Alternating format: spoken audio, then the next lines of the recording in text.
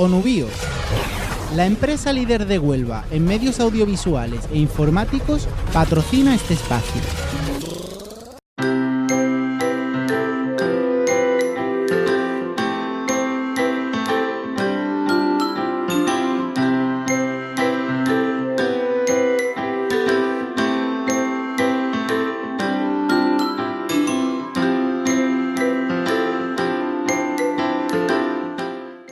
Buenas tardes a todos y a todas. Vamos a dar comienzo a la sesión de comunicaciones. Cada comunicación va a tener una duración máxima de 10 minutos y bueno, voy a ir nombrando a las personas que van a iniciar la ronda de comunicaciones. En primer lugar, presento la comunicación de Mariana Pal Fraile y Chusma Azcona, titulada El niño explorador, un espacio de encuentro y reflexión para las familias. Bueno, buenas tardes. Mientras se va cargando, me voy a presentar. Soy profesora de aquí, de la Universidad Pública, de los grados de Magisterio, pero esta comunicación la presento más bien de parte como madre de la Escuela Infantil y como miembro de la PIMA, desde la que hemos promovido este proyecto, que es un espacio de reflexión, un espacio de encuentro para familias sobre temas educativos. Con la idea, como ya hemos comentado antes, no de tratar sobre la pobreza material, pero sí de otros temas, otras visiones empobrecedoras del niño, como desde las familias atajar de alguna forma esas visiones que creemos que empobrecen y cómo darle la vuelta. La pusimos en marcha yo misma y el director de la escuela con el resto de la PIMA y os voy a contar un poco la experiencia que estamos teniendo este curso, que es, bueno, lo pusimos en marcha en septiembre y lo que hemos podido hacer hasta ahora. Nuestra idea era, como os he dicho, promover una visión diferente del niño. Todos sabemos que el niño nace inacabado, que el niño nace imperfecto, podríamos decir, que necesitamos aprender. Aprender es un proceso innato imprescindible para la supervivencia. Los niños son curiosos y se hacen preguntas y quieren explorar y tienen mucha curiosidad por el mundo. Sin embargo, unos años después, cuando salen de la escuela, nos encontramos justo la perspectiva contraria, un niño contrario, que ha perdido la curiosidad, que ha perdido la capacidad de aprender, de innovar, de hacerse preguntas. Seguramente porque el sistema educativo, la educación que le estamos dando, no hace más que coartar y dar respuestas cerradas y aprender a buscar la solución inmediata y la recompensa inmediata a esas inquietudes. Por una parte, por cómo está diseñado el sistema educativo, pero por otra parte, porque también las familias, de alguna forma, demandamos a la escuela ese modelo de niño. La sociedad que tenemos exigente, que mide los éxitos por las notas, por los logros, por lo pronto que llegamos a tal meta, estamos creando sobre la escuela una demanda que es la que se está transmitiendo. Bueno, esa es la realidad que tenemos y que vivíamos, por lo menos cuando pusimos en marcha este proyecto, la realidad que creíamos que existía. En este afán por correr y por quemar etapas y por hacer niños exitosos, les sacamos de la naturaleza y les robamos ese espacio privilegiado de estar bien y de conocerse a uno mismo, pero también de aprender. Y de ese lugar donde, disfrutando de ello y de estando motivado y manteniendo nuestra atención y realmente disfrutando podemos aprender esas experiencias concretas que nos harán falta para luego construir aprendizajes. De alguna forma también, bueno, como ya he dicho, pues queremos adelantarles etapas, queremos ahorrar pasos a nuestros hijos dándoles atajos y metiéndoles esa prisa. Con esta idea, pues como os he dicho, nos hicimos un modelo ideal de otro niño que nos gustaría que en nuestra escuela infantil, los niños de la escuela infantil, es una escuela infantil de Estella, y prácticamente los niños de esa escuela infantil luego siguen en el mismo colegio, con lo cual no es como puede ser un Pamplona o un Huelva o una ciudad más grande, sino que podíamos hablar de un proyecto con continuidad. Se puede hacer como germen en la escuela infantil, pero luego perpetuarse, porque al final somos las mismas familias las que estamos en toda la etapa escolar, muchas veces.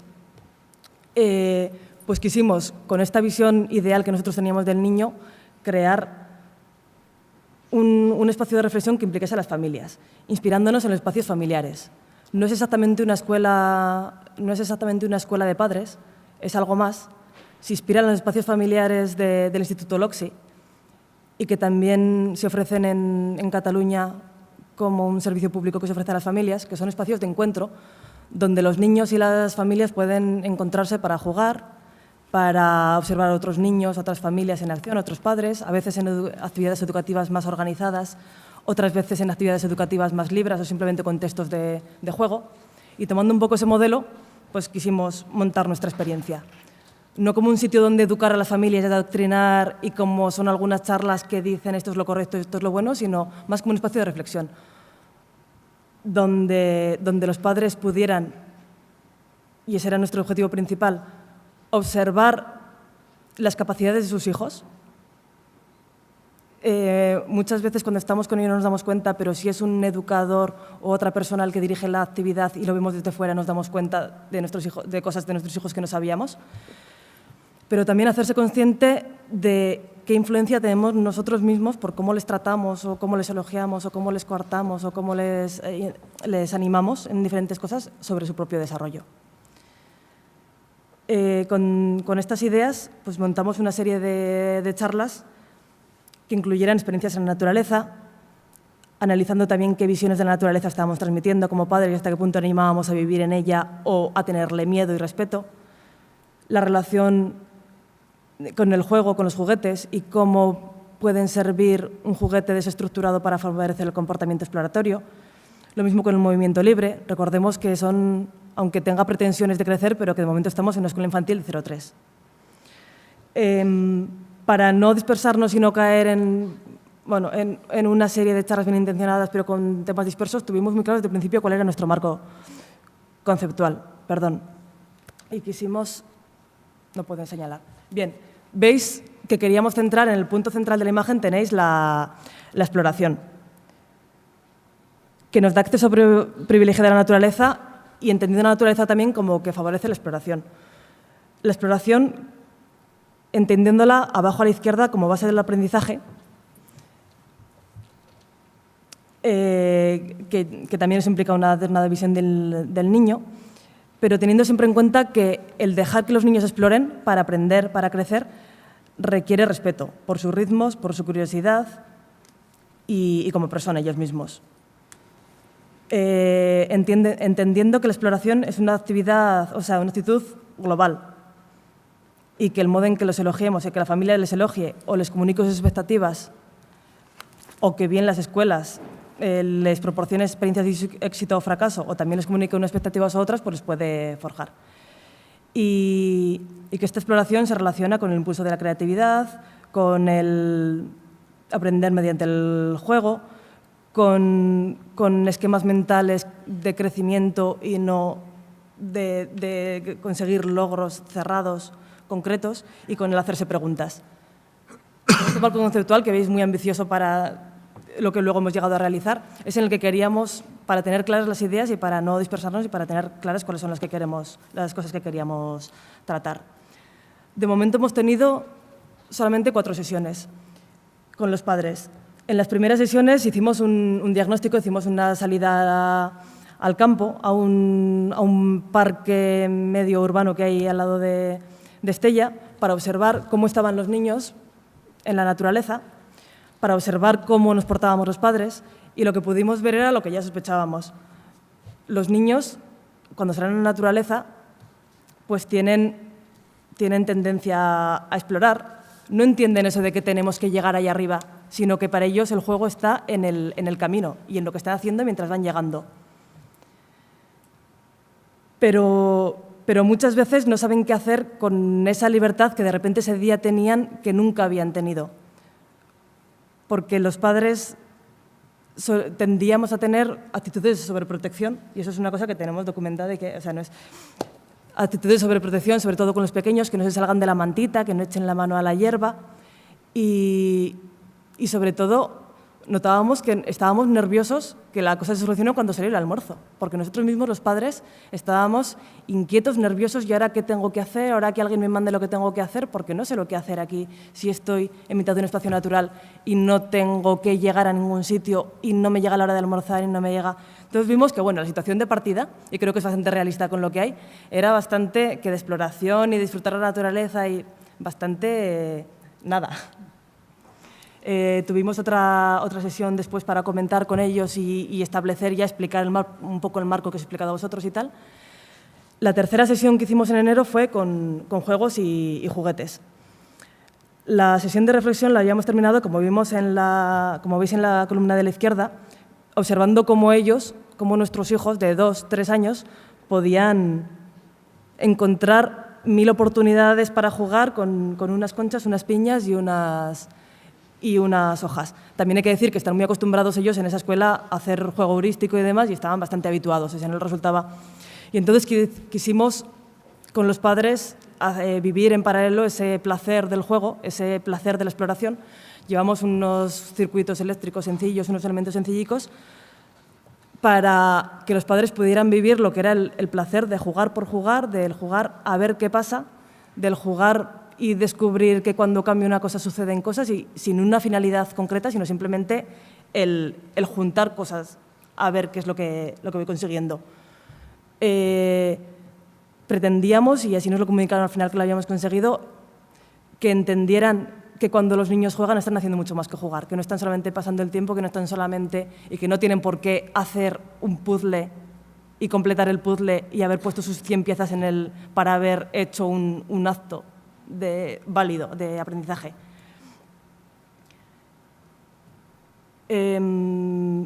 Celebramos una sesión más que no he representado aquí, porque fue ya después de presentar la comunicación sobre el movimiento libre, con las preguntas de cuánta ayuda es suficiente, cuánta ayuda es necesaria, hasta qué punto cuando nos empeñamos en coger al niño, ponerle sentado, ponerle de pie, ayudarle a dar los primeros pasos, estamos favoreciendo o estamos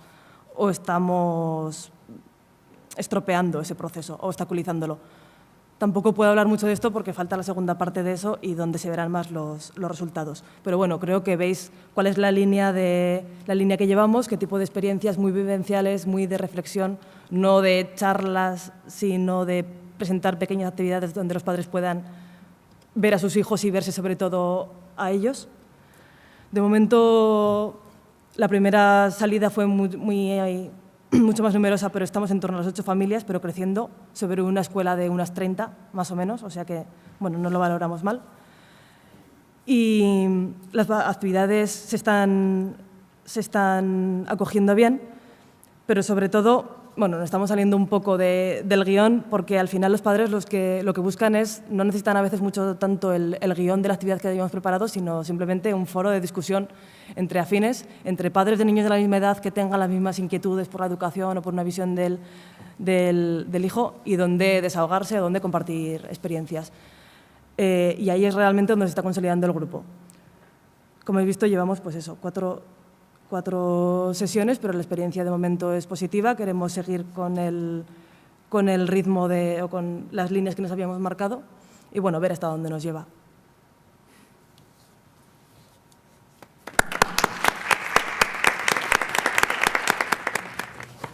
Muchas gracias, María y Chusma. En segundo lugar, presento la comunicación de María Napal también y Miren Arregui, titulada La yoga en la escuela infantil, conocer y controlar el propio cuerpo. Bueno, buenas tardes, Arratsaldeon. Mi nombre es Miren Arregui, soy maestra de educación infantil y voy a exponer un tema que desarrollé durante mi periodo de prácticas escolares el pasado año, que, bueno, el tema es el yoga en la escuela, conocer y controlar el propio cuerpo. Bueno, antes de comenzar, me gustaría agradecer a María Napal, mi tutora de prácticas, por apoyar mi propuesta desde el principio y ayudarme a llevarla a cabo y a presentarla hoy aquí. Bueno, como maestra de educación infantil que soy, entiendo que la escuela debe ser un espacio que ofrezca al niño las herramientas necesarias para su desarrollo integral, un espacio que facilite también su integración social y, por tanto, que garantice su bienestar total. Hoy en día, debido a la rigurosidad curricular educativa, varios profesores y profesoras encontramos ciertas dificultades para llevar a cabo los objetivos mencionados, ya que el currículum escolar muchas veces nos limita a cumplir los objetivos y los contenidos establecidos y obstaculizan tanto al profesor, a la hora le limita a cumplir esos contenidos y esos objetivos y obstaculiza al profesor y al niño a la hora de trabajar los aspectos más personales, que son realmente los que permiten el bienestar personal del niño. Por tanto, en mi opinión, es necesario un giro metodológico en el aula infantil que desarrolle técnicas y ejercicios que fomenten un poco el bienestar personal y el desarrollo integral del niño. Y bueno, mi propuesta para trabajar estos aspectos ha sido el yoga.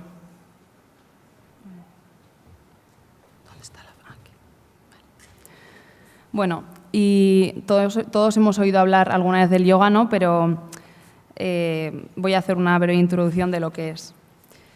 Bueno, el yoga es una técnica milenaria proveniente del hinduismo que proporciona el bienestar y la prosperidad física, mental y espiritual del ser humano. En mi caso, me he centrado en el Hatha Yoga, también conocido como yoga físico, que cuenta con numerosas técnicas para conocer, controlar y perfeccionar el propio cuerpo. Este cuenta con dos técnicas principales, que son la del control respiratorio, o también conocido como pranayama, y la de las asanas o posturas corporales. Y tanto en uno como otro pues, hay numerosos ejercicios. Bueno, para trabajar el Hatha Yoga en el aula me he basado principalmente en las aportaciones de un autor, que es Maurizio Morelli, y es un profesor de yoga que ha trabajado el Hatha Yoga con niños entre 3 y 10 años, perdón, y ha adaptado las técnicas y ejercicios del Hatha Yoga pues, a la edad trabajada, ¿no?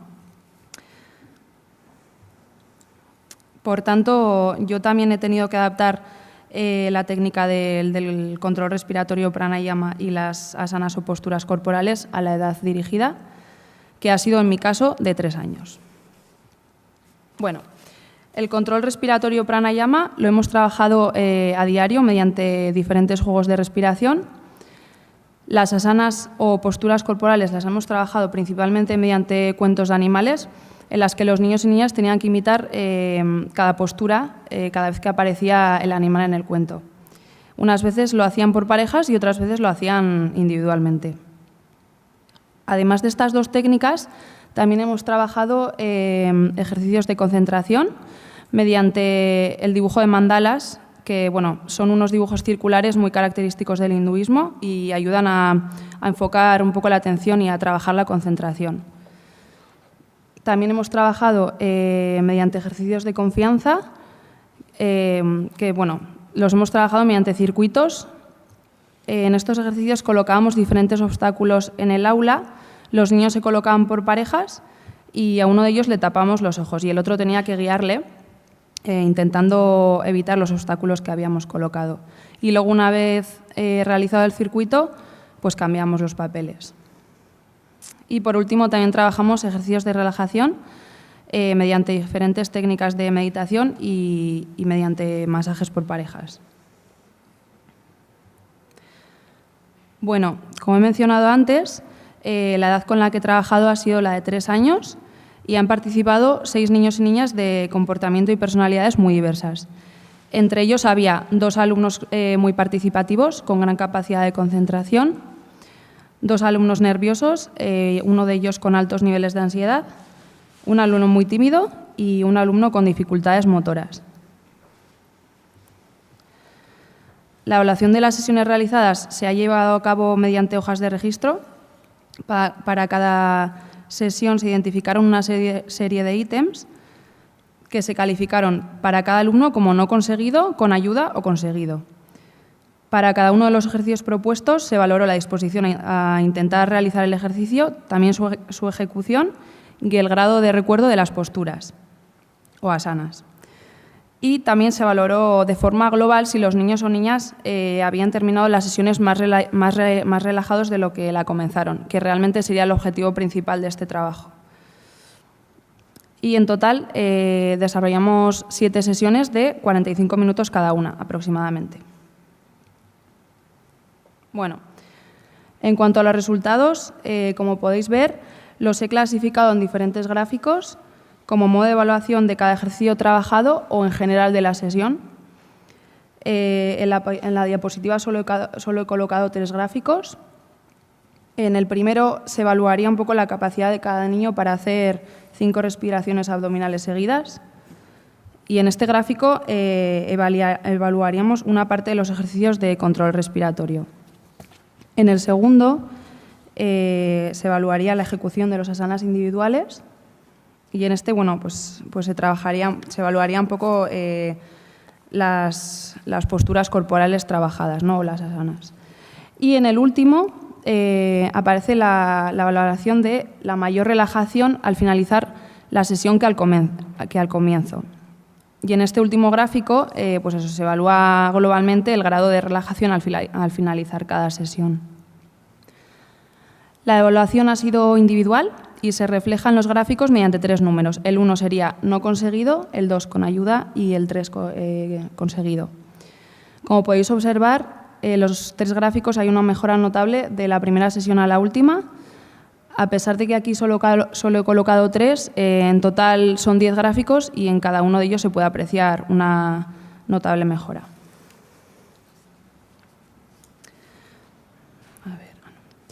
Bueno, y los resultados más importantes o los más a tener en cuenta serían los siguientes. Al final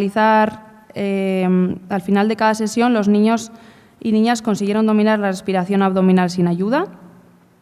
Todos los alumnos y alumnas participaron en los ejercicios propuestos y la gran mayoría aprendió a ejecutar con más o menos ayuda algunas técnicas básicas del control respiratorio. Todos consiguieron dominar las asanas individuales o posturas corporales.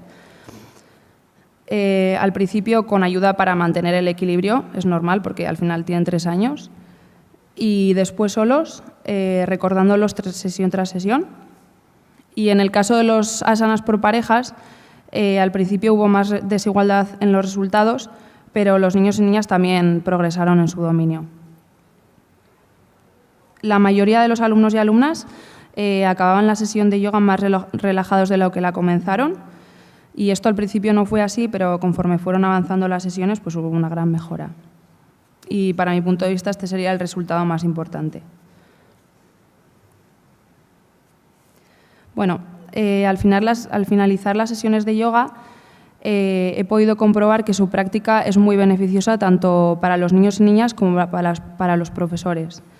Para los niños y niñas, porque es una técnica que sirve para conocer y aprender a controlar el propio cuerpo, porque sirve también para aprender a respirar, a concentrarse y a relajarse, porque ayuda a reforzar la autoestima y la seguridad en uno mismo y porque ayuda a crear un clima de confianza que da pie un poco a identificar y a expresar las emociones y, por tanto, a crear relaciones de confianza y respeto entre los alumnos y alumnas. Además, el yoga es una alternativa respetuosa que facilita la integración de la diferencia. Como pude comprobar, no hubo grandes diferencias en la actitud o nivel de logro de los niños y niñas, a pesar de su gran diversidad. Por tanto, he podido comprobar que el yoga proporciona estrategias útiles para todos los niños y niñas y puede resultar especialmente beneficioso para aquellos niñas y niñas con ciertas necesidades educativas especiales. Y en cuanto al profesor, he comprobado que el yoga permite acercarse mucho más a los alumnos y alumnas y, al mismo modo, ayuda a identificar sus necesidades y deseos y estrechar lazos de confianza con ellos. En conclusión, considero que el yoga es una metodología muy beneficiosa para todos, tanto para los niños y niñas como para el profesorado. Puede ser una metodología muy valiosa para trabajar ciertos aspectos del currículum, pero yendo más allá del currículum y trabajando también valores y emociones, y hacerlo desde una perspectiva más respetuosa con la persona en su totalidad. Y como tampoco requiere de grandes requisitos materiales ni organizativos, pues es una práctica accesible para todos los niveles socioeconómicos. Y bueno, me gustaría cerrar la presentación con una cita de Maurizio Morelli, que dice así: el yoga es una filosofía de vida que se inspira en la armonía y la unidad de todos los componentes del ser, espíritu, mente y cuerpo. Resultado de esta filosofía es una formación de seres humanos sanos, equilibrados y espiritualmente abiertos. Eskerrik asko. Gracias.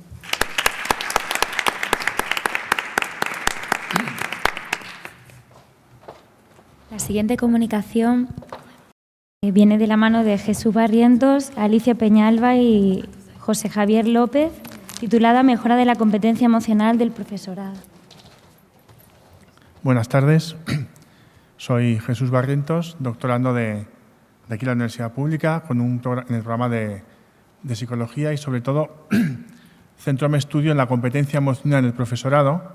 Me ha encantado la comunicación del yoga. Estoy convencido de que para que los niños tengan buenas actitudes de yoga y avancen, el profesor, la profesora sabrá de yoga. Entonces, lo mismo, ¿no? Hablo de la mejora en la competencia emocional del profesorado, entendiendo que si queremos que nuestro alumnado hoy sea competente emocionalmente, no nos vale con hacer solo programas para el alumnado si no hay programas para el profesorado. Entonces, empiezo. Creo que el derecho a la educación es un derecho fundamental, eso se ha comentado durante la tarde, ¿no? Un derecho fundamental porque ayuda a adquirir conocimientos y, sobre todo, también a alcanzar una vida social plena. Vida social plena abierta a diferentes dimensiones. Para ello hace falta una educación integral.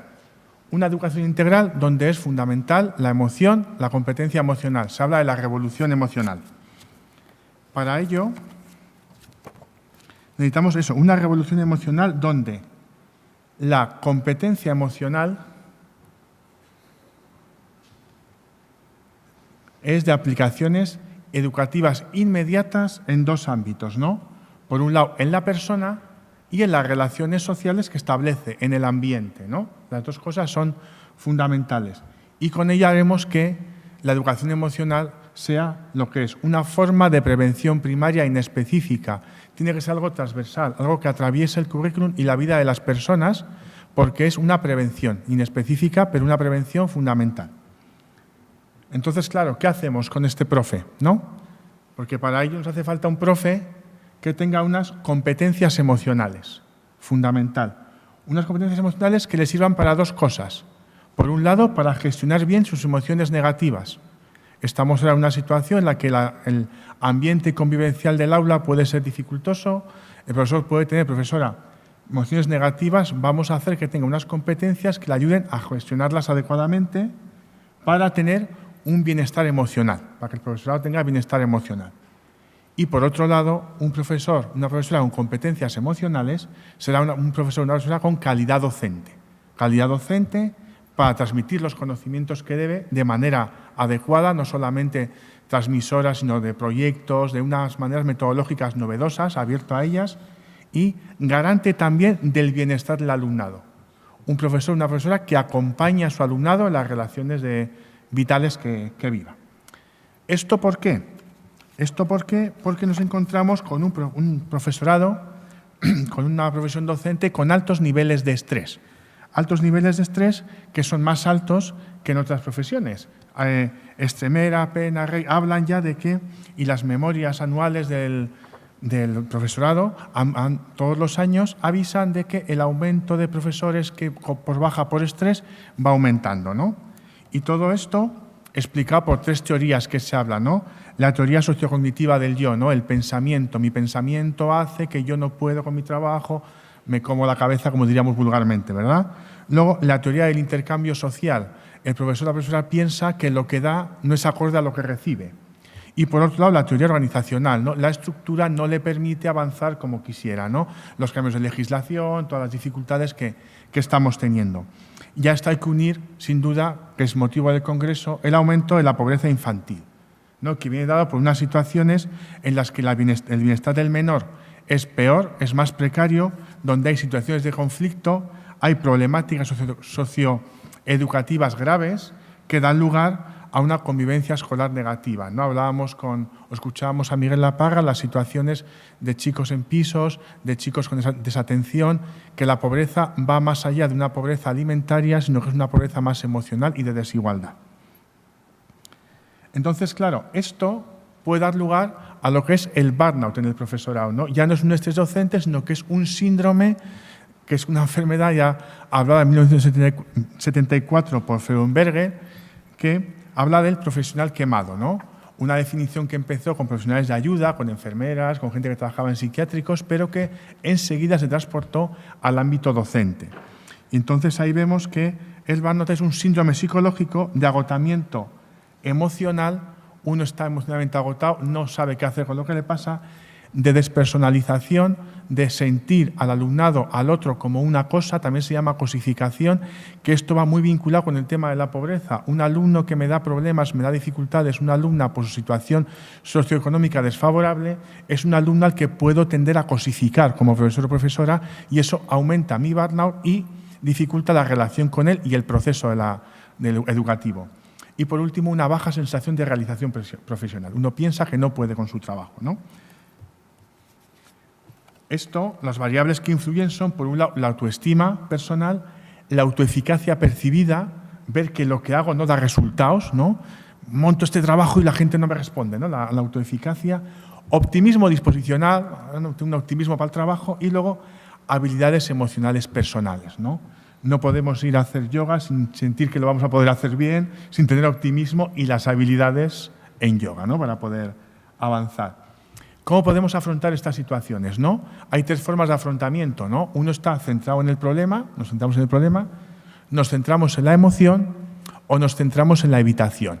Los estudios descubren y nos informan de que centrado en la emoción no hacemos nada, porque lo que hago es, cada día estoy más pobre, pobrecito de mí, ¿no?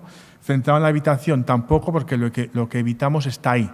No lo conseguimos quitar del todo, sino que nos centraremos en el problema, que es lo más adecuado.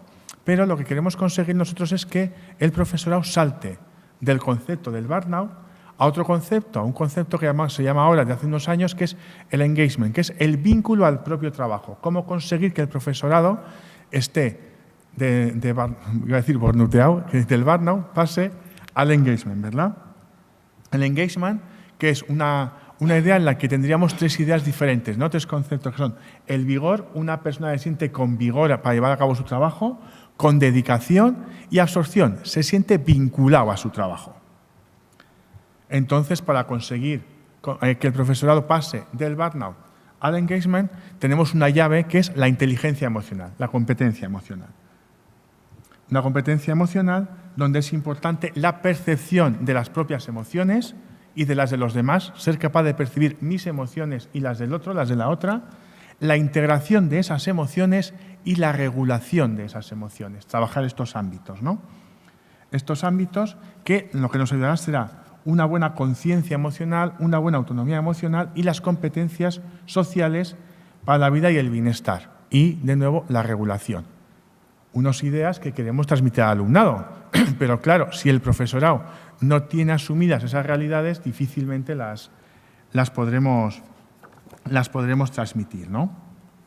Entonces, para ello, nosotros queremos trabajar, o estamos trabajando en un programa de formación con el profesorado, un programa siguiendo también la línea de Vizquerra, de los programas que tiene establecidos en Barcelona, pero sobre todo para alumnado. Hay más en Málaga, para profesorado, con el profesor Berrocal y así, pero trabajar programas donde podamos validar lo que es la conciencia emocional, regulación emocional, habilidades emocionales, el concepto de flow, muy vinculado al yoga, ¿no? El concepto de dejar pasar, de afrontar que la realidad que pasa es la que hay y es con la que tenemos que caminar.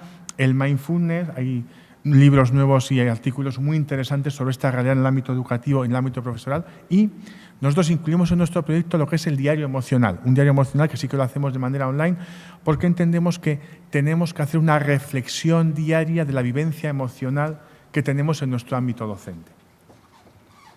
Con todo esto, nosotros creemos que conseguiremos un profesor que acompañe a colectivos de alumnado en situación de pobreza de manera adecuada.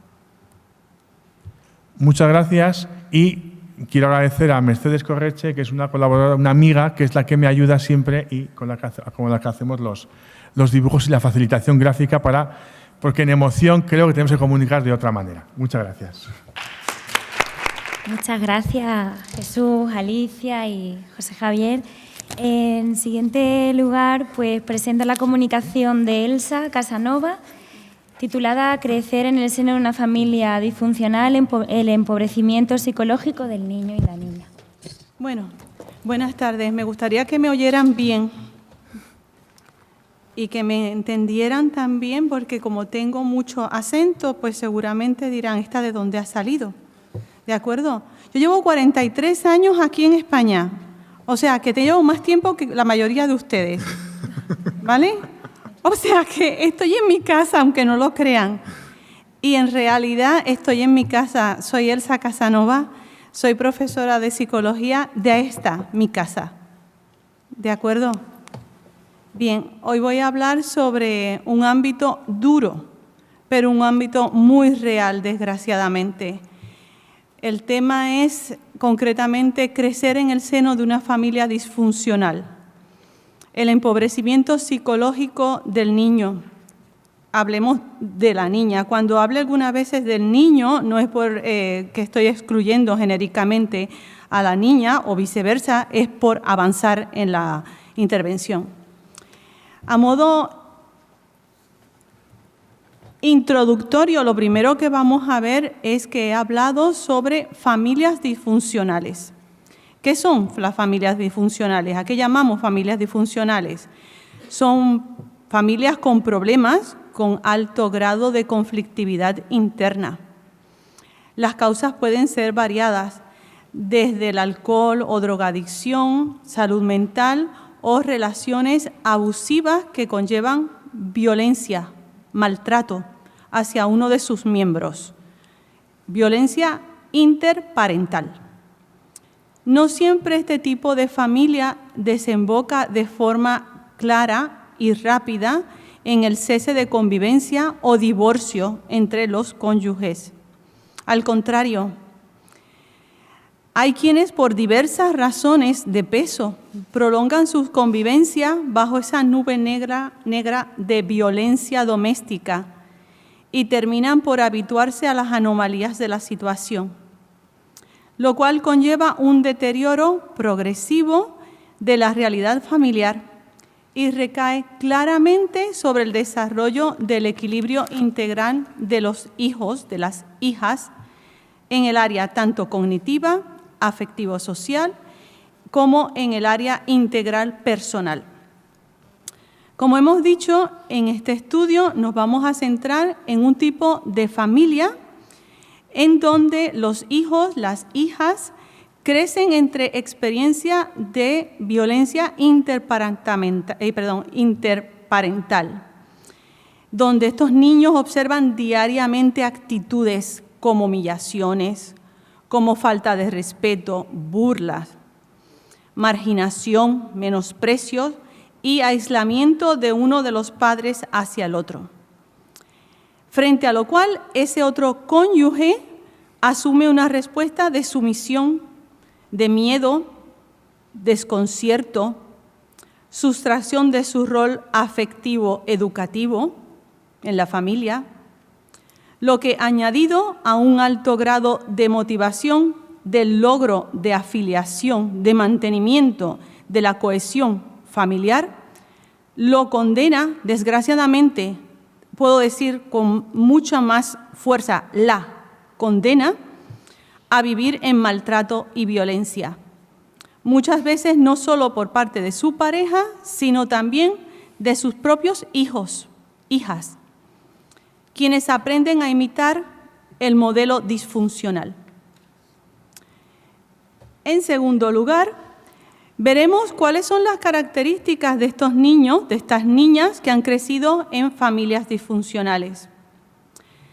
La continua ausencia de vínculos familiares fiables que lo dirijan hacia la realización y satisfacción comunicativa, afectiva, hace que estos niños, estas niñas, se muestren temerosos, bajo la vivencia de percepciones amenazantes que van minando su personalidad y sus criterios de análisis y observación objetiva.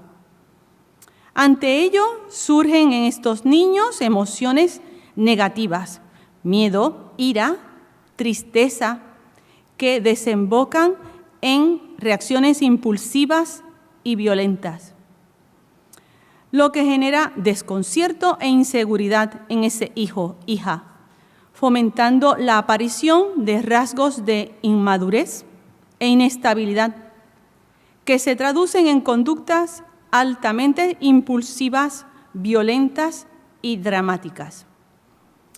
El niño o la niña aprende a pensar reflexivamente sobre las consecuencias que le pueden conllevar sus conductas en el seno familiar y modifica la intencionalidad moral de estas.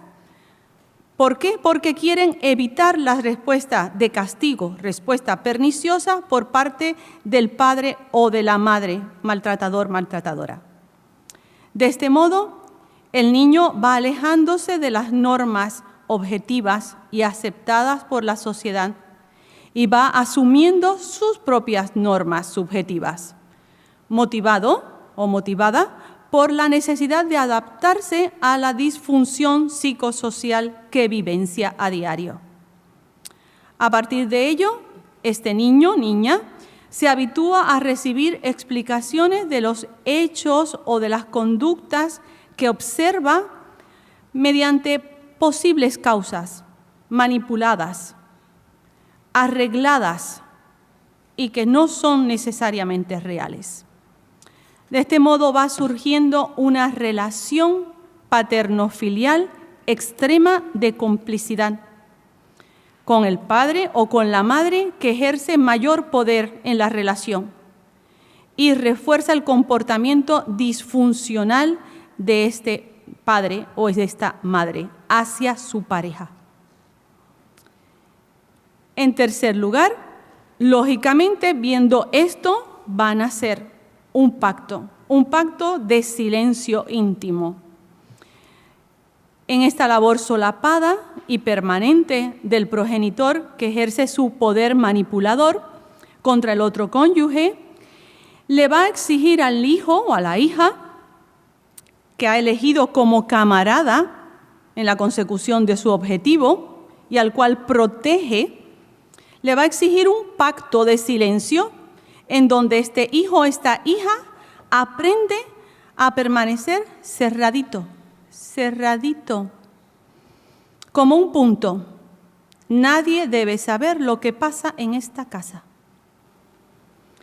En caso de que la asustada o deprimida pareja informe de lo que vive a diario y busque ayuda orientativa, el hijo o la hija explica su historia utilizando argumentos que ha codificado a lo largo de los años en esquemas que funcionan como un filtro seleccionando la información que más le conviene y que resulta más eficaz para su bienestar.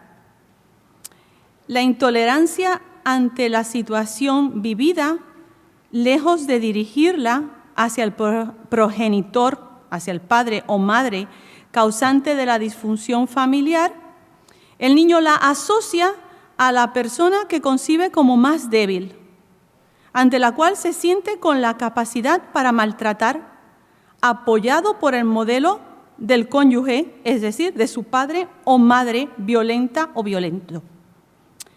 El resultado de su injusta conducta va a plantear lógicamente en el hijo o la hija, de modo inconsciente, una discrepancia interior que lo lleva hacia estrategias de entendimiento, pero desgraciadamente esta disonancia cognitiva pronto va a desaparecer cuando el niño o niña se habitúa a generar mecanismos de defensas como la negación o rechazo inconsciente del recuerdo de lo que realmente ha sucedido. Este modelo conductual representa, como ustedes ven, una lógica egocéntrica, egoísta y utilitarista, que, complementada por la percepción del conflicto y la experiencia de lo que el niño aprende a ganar, va a conllevar en él una pérdida de conciencia de los principios de justicia, de honestidad, de lealtad, de confianza, de apoyo y de amor incondicional, que son las bases que deben regir una familia sana. En cuarto lugar, veremos cómo estas familias disfuncionales dan lugar, lógicamente, a adolescentes disfuncionales. Ante la imposibilidad de encontrar la seguridad y equilibrio que no han recibido en su familia, muchos adolescentes son incapaces de reconocer y respetar las normas que afianzan los factores de convivencia, de amistad, y sufren un alto grado de desarraigo psicosocial y emocional. Finalmente, terminan dirigiendo sus actitudes hacia consumos de droga, conductas disruptivas y violentas, tanto hacia los demás como hacia sí mismo. Estos adolescentes terminan rechazando también a sus propios hermanos, repitiendo así el patrón de disfuncionalidad afectiva, de poder, superioridad, falta de sensibilidad y empatía observado en el seno familiar. El círculo, por lo tanto, de aislamiento psicosocial se cierra. Estos niños son incapaces, por consiguiente, de poder llevar a cabo procesos básicos cognitivos, de atención, razonamiento, aprendizaje. Este adolescente se enfrenta al fracaso escolar y a partir de los 16 años decide abandonar los estudios. Por último, podemos concluir que estamos frente al desarrollo de trastornos o disfunciones conductuales de empobrecimiento psicológico en el niño, centrado tanto en el área cognitiva, afectiva como social. Ante ello, va a surgir, pues, la necesidad de asistencia y tratamiento, y lo vamos a reconocer en el ámbito escolar, ámbito afectivo-emocional, ámbito de reconstrucción sociopersonal. En primer lugar, ámbito escolar. Los maestros deberán detectar las referencias de anomalías psicosociales en sus alumnos, alumnas.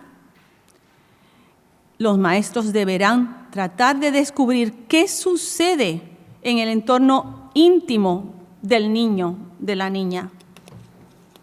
La eficacia de su intervención dependerá en gran medida de su grado de observación, procurando que ambos padres acudan a tutorías y analizando la actitud de cada uno de los cónyuges hacia su pareja y hacia el problema detectado en el o la alumna. Y sobre todo, los maestros han de tener recursos, y ahí nosotros, los profesores, aquí en la universidad, de nuestros alumnos universitarios, posibles maestros, y esperemos que sean los mejores maestros que puedan serlo, deberán tener recursos emocionales, recursos cognitivos, recursos de estrategias personales, y también valentía. Valentía para comprometerse. Eso es difícil. Y no dejarse manipular por íntimas falsedades. Y poder intervenir, ayudado por otros profesionales. Finalmente, y termino, tanto en el ámbito afectivo-emocional como el ámbito de reconstrucción sociopersonal, la intervención de psicoterapeutas y trabajadores sociales se deberá basar en un reconocimiento claro y explícito de la realidad disfuncional familiar, para, en primer lugar, orientar al niño, a la niña, a descubrir su visión mal formada y su capacidad intrínseca para abrirse a la luz de la verdad de lo que realmente está pasando en casa.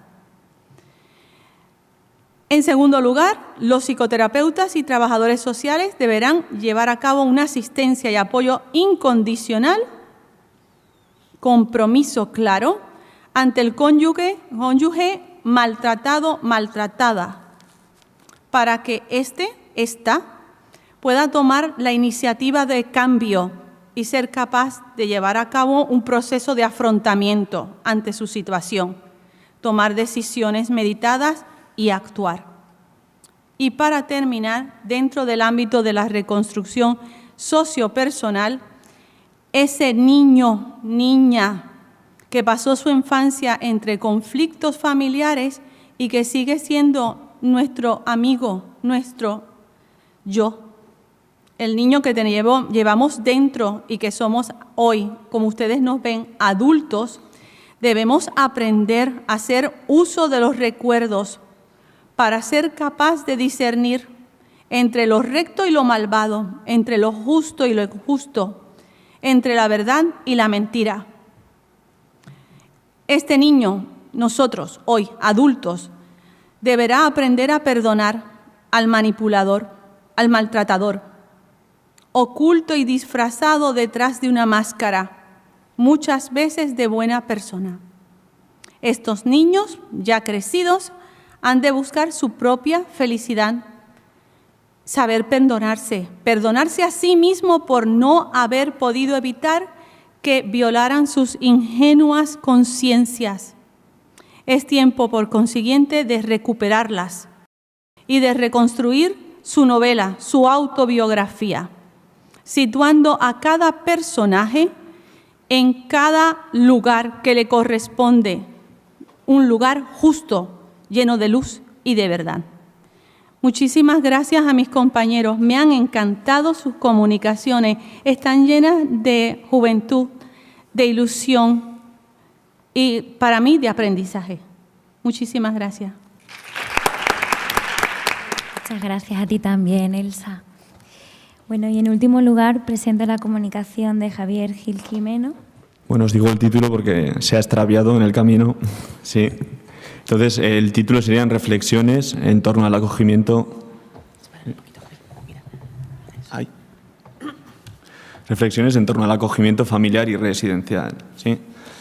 En primer lugar, bueno, queríamos presentarnos. ¿Sí? Somos Raquel Polonio y Javier Gil. Venimos de Silema, que es una fundación que trabaja con colectivos en exclusión social, ¿no? Voy a hacer un repaso muy rápido porque la parte importante la va a comentar mi compañera. Tenemos a menores en acogimiento residencial, en acogimiento familiar de urgencia, ¿sí? Tenemos centros de observación y acogida, tenemos centros de día. Luego también tenemos recursos de exclusión social severa, como el Centro de Personas sin Hogar de Pamplona.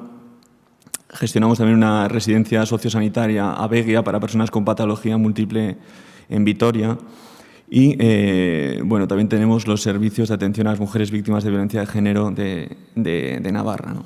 Entonces, bueno, tenemos un elenco de servicios que yo creo que nos permiten hablar un poquito de estas cuestiones y fundamentalmente, más que hablar de ellas, de debatir acerca de ellas. Somos técnicos de proyectos, los dos, estamos en el área de conocimiento de la Fundación y la presentación que vamos a hacer es simplemente una invitación a la reflexión, ¿no?, en torno a la relación que se ha establecido en el debate fundamentalmente en torno al acogimiento residencial y al acogimiento familiar. ¿Sí? Lo que se ha entendido en las ciencias sociales como algo que es o lo uno o lo otro, es decir, o acogimiento residencial, ¿verdad?, en un centro típico, ¿no?, en un hogar funcional como lo conocemos, o el acogimiento en familias, ¿no?, en familias ya sea familia extensa, es decir, la familia del propio menor, ya sean abuelos, ya sean tíos, ya sean personas cercanas, o en familia ajena, es decir, separarlos a esos menores de sus familias y introducirlos en otro contexto, pero no ya residencial, como puede ser un hogar funcional, ¿verdad?, sino en un contexto de otra familia. Bien, Lo primero que queríamos decir es que nos gustaría superar esa dialéctica de o lo uno o lo otro, ¿sí? Porque consideramos que tanto uno como otro, que es hacia donde queremos caminar con esta reflexión, ¿no? Que tanto uno como lo otro nos da más opciones para responder a las necesidades de los menores, que es fundamentalmente lo que tenemos que hacer, ¿sí? Independientemente de que sería posiblemente más adecuado un contexto familiar, ¿no? Es decir, el de la propia familia biológica, ¿sí? Entonces, más allá de ese o lo uno o lo otro, en donde nos gustaría poner el acento es tanto en lo uno como en lo otro. Sí. Y lo que vamos a tratar de, y lo que vamos a tratar de explicar es, bueno, en qué serie de aspectos podemos poner el acento para valorar si es más adecuado un acogimiento residencial o un acogimiento familiar. Sin más, le dejo el paso a mi compañera Raquel. A ver si llega. Bueno, justico, pero llega. Ya está. ¿Se oye? Sí, ¿no? Bueno, pues una vez dicho lo anterior, vamos a pasar a desarrollar una serie de aspectos como son el perfil de los menores, las personas que lo atienden, los aspectos a trabajar con los menores y las relaciones entre los menores. En cuanto al perfil del menor, primero señalar que el perfil del menor se halla en continuo proceso de cambio. Esto lo constatamos gracias a nuestra dilatada experiencia en la intervención con menores, tanto en acogimiento familiar como en acogimiento residencial. Si bien siguen llegando niños pequeños, grupos de hermanos, también nos estamos encontrando con otras situaciones. Jóvenes que sufren violencia filioparental, chicos y chicas adoptados o acogidos que en un momento dado pues, surgen y entran en momentos de conflicto. En definitiva, nos encontramos ante situaciones que necesitan nuevas respuestas y que nos hacen y nos plantean revisar los recursos que tenemos, ¿no? De los recursos que disponemos.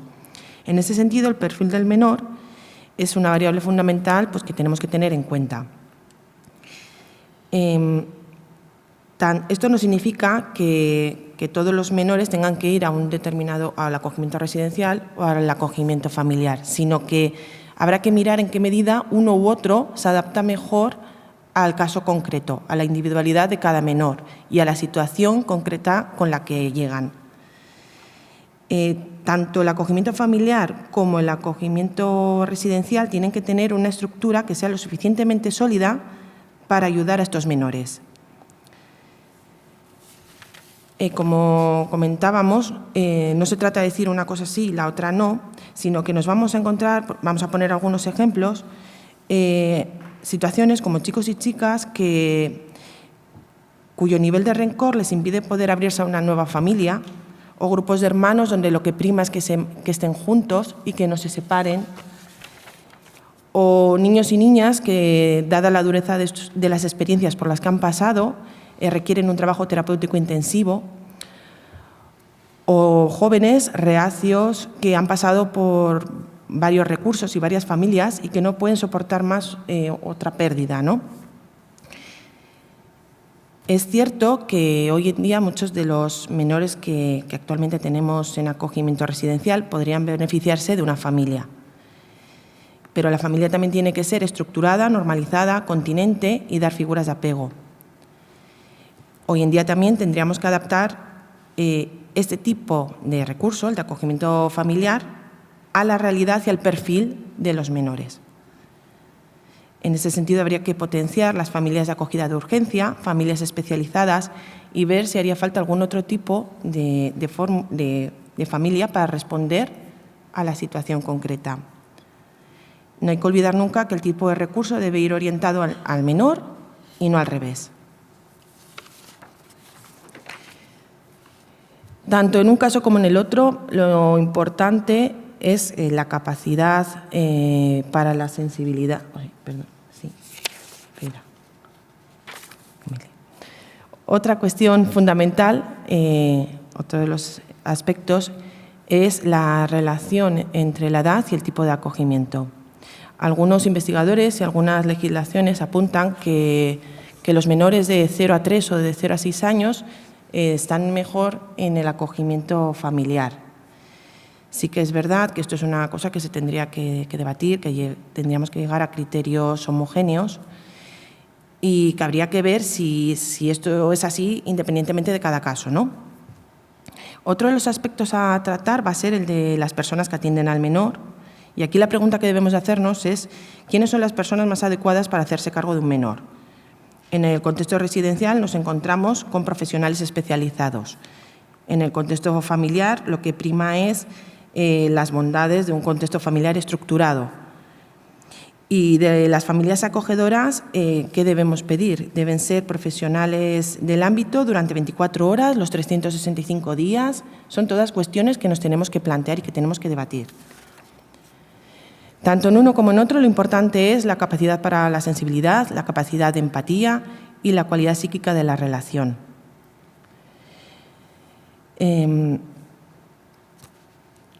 Pero no solamente van a hacer falta familias de acogida, también vamos a necesitar dispositivos para trabajar con la familia biológica de origen del menor, tanto si es en un acogimiento o en el otro. Entonces, las familias de acogimiento o recurso residencial tienen que trabajar para incorporar la familia biológica y para favorecer la recuperabilidad y el retorno a su familia de origen siempre y cuando sea posible. Si hablamos del acogimiento familiar, hay que mencionar que hace falta recursos para acompañar a estas familias, recursos de formación, recursos de salud mental, de apoyo y apoyos, todos los apoyos que puedan necesitar. Por otro lado, otra de las cuestiones es la dificultad para encontrar familias de acogida. Hay más demanda que oferta. Hoy en día contamos con una bolsa pequeña de familias de acogida y para que esto aumente hace falta pues, una mayor sensibilización social y pues una clarificación, ¿no?, de las condiciones y características de estas familias, ¿no? El otro aspecto son los aspectos a trabajar con los menores. Lo que hemos constatado durante décadas en el trabajo de la Fundación es la importancia de establecer un vínculo seguro, la normalización, la importancia de interiorizar funciones de autoridad y la comprensión. Y aunque sabemos que dentro de lo que son los acogimientos residenciales está el tema de pues, que los menores pueden tener a varias personas, ¿no?, por el hecho de que hay muchas personas que van a turnos o cambian, vacaciones y demás, no hay que infravalorar la calidez y la calidad de los profesionales que trabajan con estos menores. Y por último está el aspecto de las relaciones entre los menores, que nos vamos a encontrar que estas relaciones van a aparecer tanto en el acogimiento residencial como en el acogimiento familiar. Normalmente cuando van a familias de acogida es frecuente que haya otros menores con los que convivan. Y por último, pues comentar que en nuestra labor cotidiana, en lo que respecta al acogimiento residencial, estamos revisando el impacto que tiene sobre la identidad de estos chicos y chicas crecer en una institución, con las implicaciones de configurarse en algunos jóvenes con un sentimiento de no haber sido elegidos. Y ahora le doy paso a Javier para que concluya. Voy a ver si pongo el micrófono a la altura correcta. Sí. Vale. Bien, decir finalmente, ¿no?, totalmente de acuerdo con Raquel, nos hemos puesto de acuerdo para escribirlo incluso, que bueno, toda medida de protección, todo acogimiento, ya sea residencial o familiar, está relacionado con algún tipo de pobreza, ¿no? Lo comentábamos en las primeras exposiciones. Normalmente nos centramos más en el tipo de pobreza económica, ¿sí? Y también constatamos en la realidad de la Fundación Silema que un porcentaje muy elevado de los chavales, ¿no?, chavales y chavalas que llegan a nuestros centros, pues están en una situación de pobreza económica, ¿sí? Pero ahora bien, si bien la gran mayoría, está en pobreza económica, sí que es verdad que el 100%, y de eso lo podemos constatar a todos los niveles, tienen otro tipo de pobrezas, ¿no?, que yo creo que es un ámbito que aún no se ha trabajado del todo bien, ¿no?, ya sea pobreza emocional, pobreza relacional, tienen padres y madres que no saben jugar con ellos, son hijos e hijas que no han aprendido a jugar, que no han aprendido a relacionarse con otras personas, que, como decía Elsa, ¿no?, quizás han sufrido la violencia, ya sea directamente o indirectamente, ¿no? Y por lo tanto, pues ese es un debe que tenemos como sociedad y que por lo tanto debemos de rectificar de alguna forma. Muchas gracias. Muchas gracias a todos. Ahora es el momento de la ronda de reflexiones, preguntas o algunas observaciones que le queráis realizar a los comunicantes o incluso entre vosotros. ¿Alguna pregunta? ¿Nada? Bueno, pues yo tengo que agradeceros a todas las comunicaciones que aquí habéis presentado. Me parece que incluso entre ellas hay un vínculo, todas están interconectadas. Yo, pues la verdad es que, digamos, aquí terminamos el broche en Pamplona, pero yo siempre digo que de cada sitio nos vamos enriqueciendo con todas esas experiencias y nosotros también las vamos incorporando y las vamos acogiendo a ese plan estratégico por la infancia.